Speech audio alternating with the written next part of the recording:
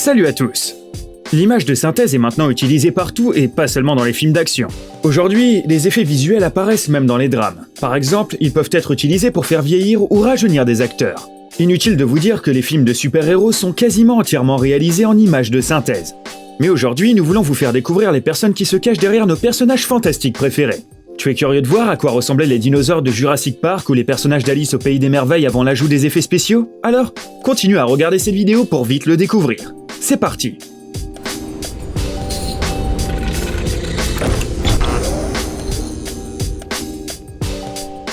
Dumbo.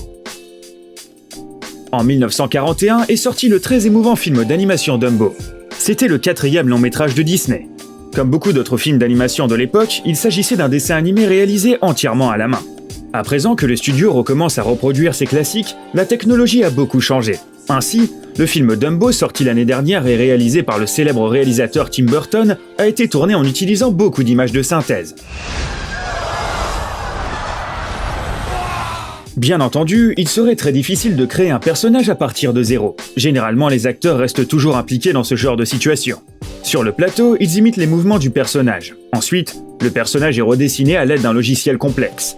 Regarde l'acteur qui a joué Dumbo sur le plateau du film de Tim Burton. Évidemment, celui-ci n'apparaît pas toujours à l'écran. En effet, les scènes de vol ont été tournées à l'aide de constructions spéciales, comme un téléphérique. Le projet s'est avéré très ambitieux. Il faut dire que le film a utilisé pas moins de 1150 plans générés par ordinateur. En comptant les éléphants à la peau ridée et les yeux humains, la tâche des animateurs comprenait également la création de décors, comme le cirque ambulant. Les Gardiens de la Galaxie. Vous vous souvenez de Rocket Raccoon dans Les Gardiens de la Galaxie? Il a ébloui de nombreux fans avec son habilité à tirer. Oh, yeah.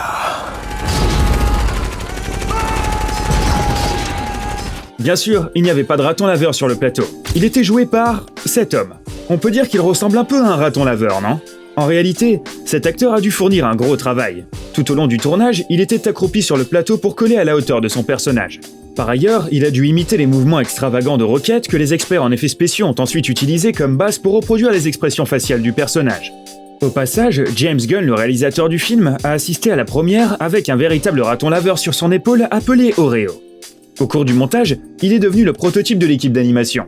Ils l'ont observé pendant de nombreuses semaines pour adapter le comportement du vrai animal aux traits du personnage.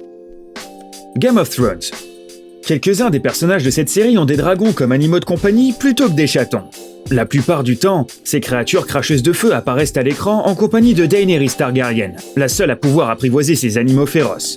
Selon l'intrigue, Daenerys a 3 dragons, nommés Drogon, Viserion et Rhaegal.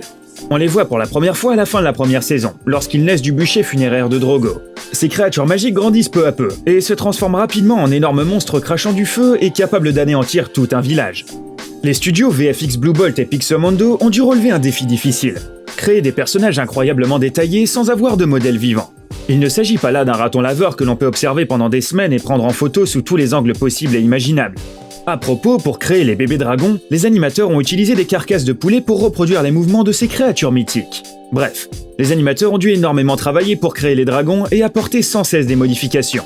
Par exemple, à un moment donné, les artistes ont remarqué que les épines sur le cou des dragons étaient trop longues et ne pouvaient que les blesser s'ils tournaient la tête. Ils ont donc dû faire quelques ajustements à ce niveau. À la 3e saison, les dragons étaient déjà assez vieux pour cracher du feu. Pour ce faire, l'équipe des effets spéciaux a utilisé de vrais lance-flammes faisant feu sur un fond noir. Mais les problèmes sont apparus lorsque l'actrice Emilia Clarke a dû faire voler les dragons et interagir avec eux. Pour cela, les experts ont dû construire plusieurs maquettes qui ressemblent à la forme du dos d'un dragon. Le premier prototype de cette machine, cependant, ressemblait plus à un manège d'un parc d'attractions. Mais le résultat est un véritable chef-d'œuvre d'animation numérique. D'autant plus que la série compte de nombreux autres personnages créés à l'aide d'une technologie moderne.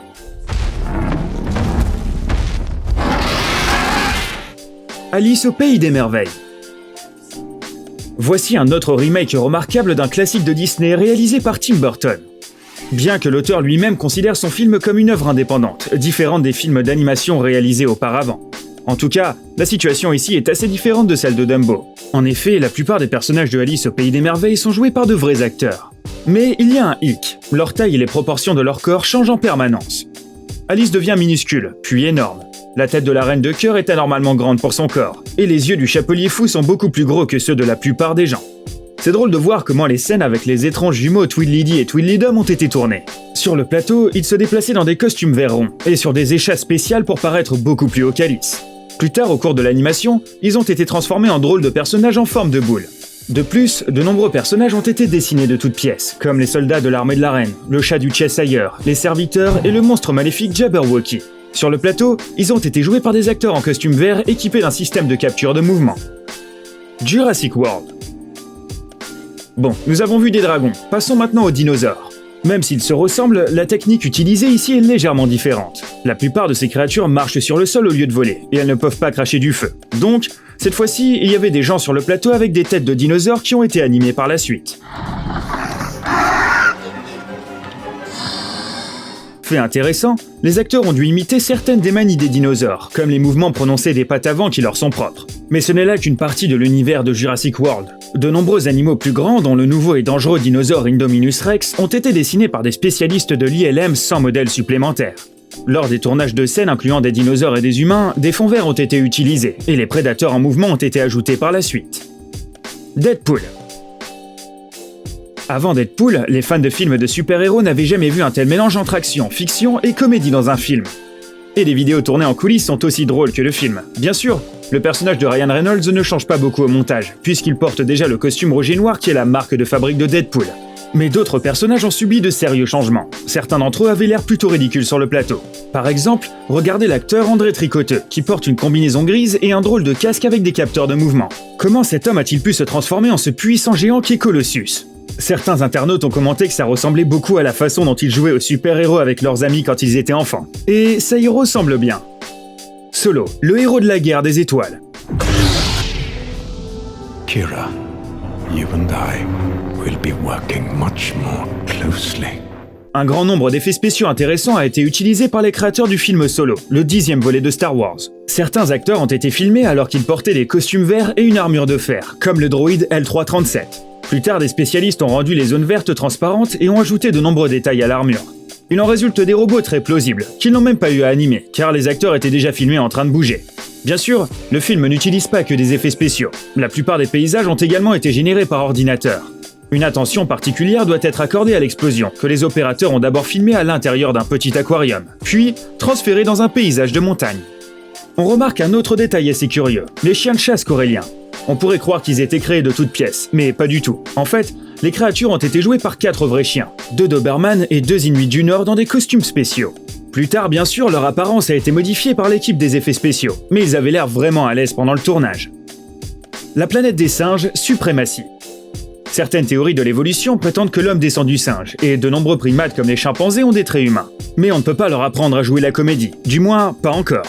C'est pourquoi les protagonistes de la populaire série de films Planète des singes sont joués par de vrais acteurs. Depuis la sortie du tout premier film, beaucoup de choses ont changé. Les différences entre le film de 2014, L'aube de la planète des singes, et le film de 2017, La guerre pour la planète des singes, sont assez nettes. Dans le dernier film, les effets spéciaux ont progressé de façon tout à fait impressionnante. Ils portent avant tout sur les expressions détaillées et les poils des animaux. Afin de transmettre les émotions des acteurs réels sur les visages des chimpanzés, on a utilisé de nombreux capteurs et une technologie de capture de mouvement. Le résultat est si impressionnant que chaque singe a un style de jeu différent. Au fait, les effets du film ont été produits par le célèbre studio Weta, qui s'est distingué par son travail sur le film King Kong en 2005. Le Hobbit, la désolation de Smaug. Tu sais certainement que Le Seigneur des Anneaux et Le Hobbit ont été tournés en Nouvelle-Zélande. Dès le début, le réalisateur Peter Jackson a voulu utiliser à la fois des univers générés par ordinateur et des paysages réels. Par exemple, dans le film La Désolation de Smaug, le sombre bois de Myrk a été créé en utilisant des arbres faits de mousse et d'écorce en latex, et Esgaros a été fabriqué avec plusieurs dizaines de bâtiments en base mobile et recouvert d'une fausse neige faite d'un sel spécial.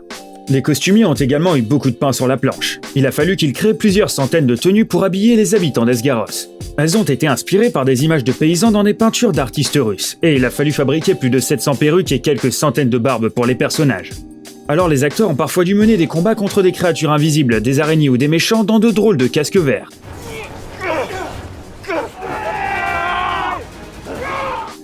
La Belle et la Bête. Qui est cet homme bizarre en combinaison à côté de la princesse Belle? En fait, cet acteur a l'air bizarre parce qu'il porte un costume rempli de technologie de capture de mouvement pour donner vie à son personnage. Le costume permet à Dan Stevens de passer d'un beau jeune homme à une énorme bête monstrueuse. En plus, il a dû porter des talons spéciaux pour augmenter sa taille et de nombreux coussinets sur ses épaules et sur ses hanches.